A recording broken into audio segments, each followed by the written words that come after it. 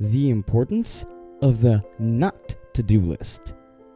In order to concentrate and do something, you must have a to-do list since it brings plenty of psychological benefits. However, creating a not to-do list is also important. Want to know why? Then stick with this video. This is Alan. He enjoys video games and plays them daily. However, he has an upcoming exam that he needs to prepare for. Therefore, he adds studying to his to-do list. On that same day, Alan picks up his books and studies for 30 minutes. During his little break, he chooses to play some games. However, he became so engrossed in the game that he spent the next 3 hours playing it and did no extra studying afterward.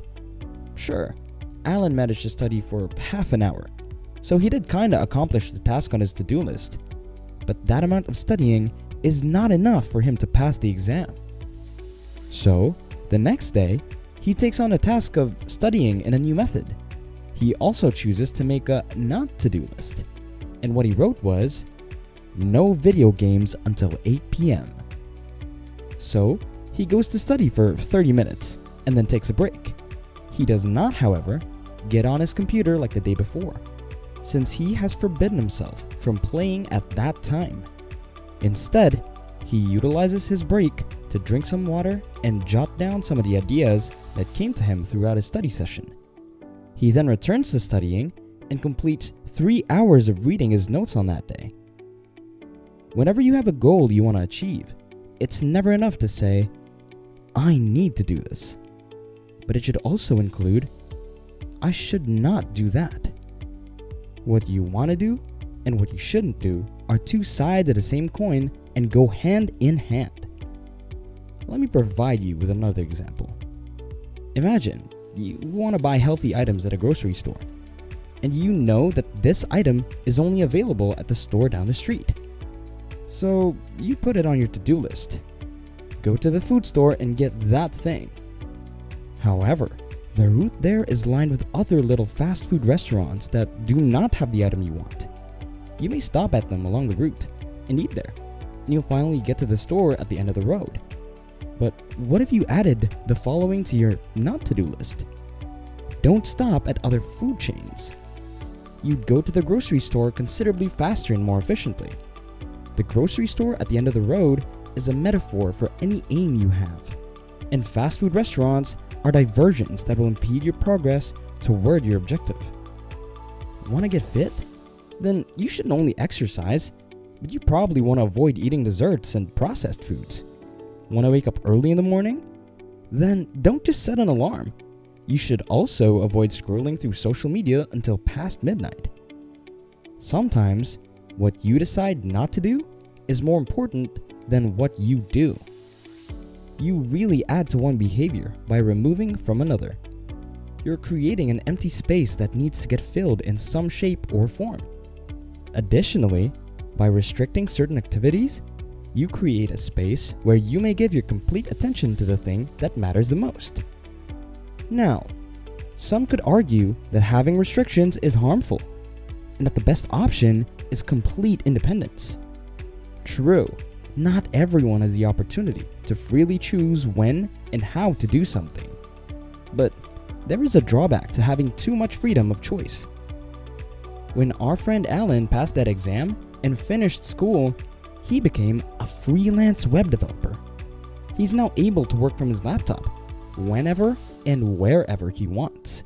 He can pick both the time and place. But all of a sudden, he has so much freedom that it makes him unable to move. He keeps putting off his work because he doesn't have any restrictions to follow. He always says to himself, it's okay, I can do this later. And when later comes, no work gets done because Alan could always do it some other time. So he often feels bad about himself. He can't stop thinking about how he should be working right now. And this guilt keeps him from enjoying his free time. When we're free to do anything, we often end up doing nothing, or we choose the easiest thing to do. If you had to choose between reviewing, Working, watching Netflix, and playing video games every single day? Which would you pick? You might make the right choice at first if you decide to study and work. But as time went on, you would choose Netflix and video games more and more. That's because if you have the choice, you'll pick the option that doesn't take as much work. Now, if you have restrictions and can't do whatever you want, it's much easier to choose the harder option. Because you can only work or review, you don't have to use as much willpower to do either. Plus, you don't have to say no to other things that might be tempting. Alan soon saw the problem was that he had no restrictions. He basically had to choose between work and free time all the time. And because having fun was easier, he didn't get much work done as a result. So, he made his own list of things not to do. And he set these limits for himself. You must only work from the home. Never work past 8 p.m. No leisure time until 6 p.m. You might think that these rules would bother Alan, since they give him less freedom than before. But in fact, they set him free. He stopped thinking about whether or not he should work all the time. He now just sticks to the rules he made for himself. Alan knows that he can't use the internet, watch TV, or play video games at 11 in the morning. And he finds it easier to do his work because he doesn't have many distractions. Now, he doesn't feel deprived of his free time either, because he knows he can still enjoy himself, just at a later time. And if it's 9 in the evening, Mike doesn't have to feel guilty for not working. Instead, he's able to enjoy his free time with peace of mind. All thanks to his new restrictions. One thing I'd like to mention is that it's not always a good idea to put restrictions only on our bad actions, but our positive actions as well. A decent routine would include, say, watching YouTube tutorials about other recipes. However, this act becomes a distraction when you continue to watch during the time of actual cooking for dinner. It hinders you to put your hands on the primary task.